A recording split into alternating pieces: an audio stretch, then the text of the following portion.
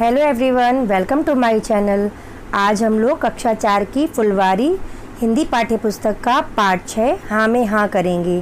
तो अभी तक अगर आपने मेरे चैनल को सब्सक्राइब नहीं किया है तो उसे सब्सक्राइब कर लें, और अगर वीडियो अच्छा लगे तो उसको लाइक कर दें और बेल आइकन को प्रेस करना बिल्कुल ना भूलें ताकि आपको सारे वीडियोज़ मिलते रहें।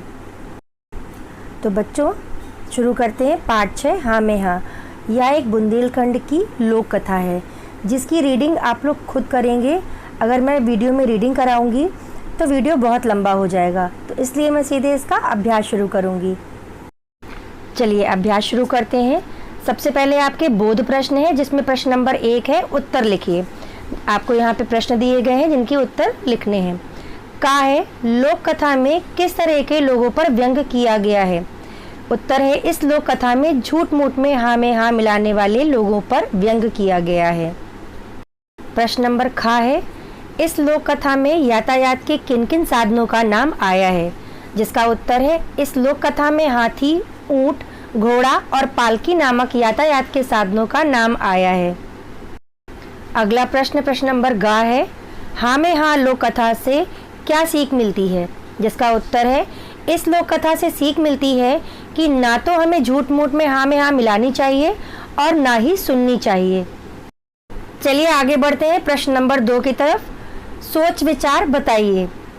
यदि तुम मंत्री की जगह होते तो सवारी के विषय में क्या सलाह देते और क्यों? उत्तर, मैं उसको घोड़े से सवारी करने की सलाह देता क्योंकि घोड़े से सकरे और उबड़ खाबड़ रास्ते से भी जाया जा सकता है और जब चाहे जहां चाहे रुक सकते हैं। अगला प्रश्न नंबर 3 है, भाषा के रंग। यह प्रश्न वर्ग पहेली पर आधारित है। आपकी पुस्तक में एक वर्ग पहेली दी हुई है, उस वर्ग पहेली में से आपको नदियों के नाम ढूंढकर लिखने हैं। इस वर्ग पहेली में से आपको नदियों के नाम ढूंढने हैं। तो पहला हो जाएगा ब्रह्मपुत्र, दूसरा होगा गोदावरी, फिर कावेरी, नर्मदा, गोमती, झेलम, गंगा, सतलुज, चेनाब, यमुना और रावी। चलिए आगे बढ़ते हैं। अब हम लोग प्रश्न 5 का नंबर गा करते हैं और इसके बीच में जो भी प्रश्न छूटे हुए हैं वो बच्चों सब आपको अपने आप अपने अनुभव के आधार पर करने हैं। तो प्रश्न 5 का गा है, पाठ में आए मुहावरे ढूंढिए और उनका अपने वाक्यों में प्रयोग कीजिए। उत्तर, मन चंगा तो कटौती में गंगा। जिसका अर्थ है मन की शांति ही सुख की जननी है, और इसका प्रयोग हो जाएगा, जो मन से सुखी है उसे घर पर ही सारे तीर्थ होने का एहसास होगा, क्योंकि कहा जाता है कि मन चंगा तो कटौती में गंगा। चलिए आगे प्रश्न नंबर 4 की ओर बढ़ते हैं। नीचे लिखे अनुच्छेद को पढ़िए और समझिए। 2 चूहे कहीं घूमने निकले, रास्ते में उन्हें हाथी मिला। एक चूहे ने मूछें फड़काते हुए उससे लड़ने को कहा, हाथी ने लड़ने से मना कर दिया। दूसरे चूहे ने कहा कि वह हम 2 से घबरा गया है, लड़ेगा नहीं। इस अनुच्छेद का संवाद शैली में परिवर्तन इस प्रकार होगा। एक चूहा, अरे ओ हाथी, बोल क्या हमसे लड़ेगा? दूसरा चूहा, रहने दे, वह घबरा गया है, हम 2 हैं ना, वह हमसे नहीं लड़ेगा। बच्चों, जिस प्रकार हमने पिछले अनुच्छेद को संवाद शैली में बदला था उसी प्रकार हमें इस अनुच्छेद को भी संवाद शैली में बदलना है। तो अनुच्छेद है, फरजानों को स्कूल से घर आने में देर हो गई। मम्मी ने देर से आने का कारण पूछा। फरजाना ने बताया कि साइकिल की चैन टूट गई थी, उसे ठीक कराने में देर हो गई। इसकी संवाद शैली हो जाएगी, मम्मी, फरजाना, आज तुम्हें स्कूल से आने में इतनी देर क्यों हो गई? फरजाना, मम्मी क्या बताऊं, आज लौटते समय साइकिल की चैन टूट गई थी जिसको ठीक कराने में देर हो गई। अगला प्रश्न है प्रश्न नंबर 6। कविता को पढ़कर सवालों के उत्तर दीजिए। हिंद देश के निवासी सभी जन एक हैं, रंग रूप वेश भाषा चाहे अनेक हैं। बेला गुलाब जूही चंपा चमेली, प्यारे प्यारे फूल गुथे माला में एक हैं। गंगा यमुना ब्रह्मपुत्र कृष्णा कावेरी, जाके मिल गई सागर में हुई सब एक हैं।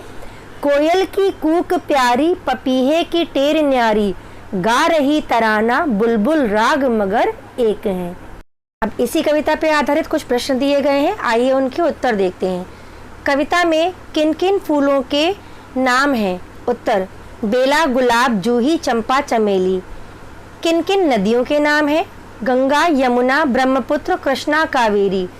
किन किन पक्षियों के नाम हैं? उत्तर कोयल, पपीहा और बुलबुल। आगे बढ़ने से पहले अगर चैनल पे नए हैं तो उसे सब्सक्राइब कर लें, वीडियो को लाइक करें और शेयर करें। चलिए अब हमें लिखना है जो कविता में नहीं है। 5 फूलों के नाम जो कविता में नहीं आए हैं तो हो जाएंगे कमल, गुड़हल, रजनीगंधा, गेंदा, सूरजमुखी। 3 नदियों के नाम गोमती, सरयू, राप्ती, गंडकी और सतलज। मैंने नदियों के नाम ज़्यादा बता दिए हैं, आपको जो भी लिखना है वो लिख सकते हैं। 5 पशु पक्षियों के नाम शेर, बकरी, तोता, कबूतर और गौरैया। प्रश्न 6 है मेरे 2 प्रश्न। आपको पाठ के आधार पर 2 प्रश्न बनाने हैं। तो नंबर 1 हो जाएगा राजा ने कहाँ जाने की इच्छा जताई। नंबर 2 हाथी के बारे में मंत्री के क्या विचार थे। ऐसे ही आप दूसरे प्रश्न भी बना सकते हैं। चलिए अब पाठ के आखिरी प्रश्न की तरफ बढ़ते हैं। प्रश्न नंबर 7, इस कहानी से मैंने सीखा। क्या सीखा? झूठ मूठ में हाँ में हाँ नहीं मिलानी चाहिए। नंबर खा, मैं करूँगा या करूँगी। मैं स्वयं कभी भी झूठ मूठ में हाँ नहीं मिलाऊंगी या नहीं मिलाऊंगा। चलिए अब मिलते हैं नेक्स्ट वीडियो में। तब तक अपना ध्यान रखिए, स्वस्थ रहें, मस्त रहें। बाय।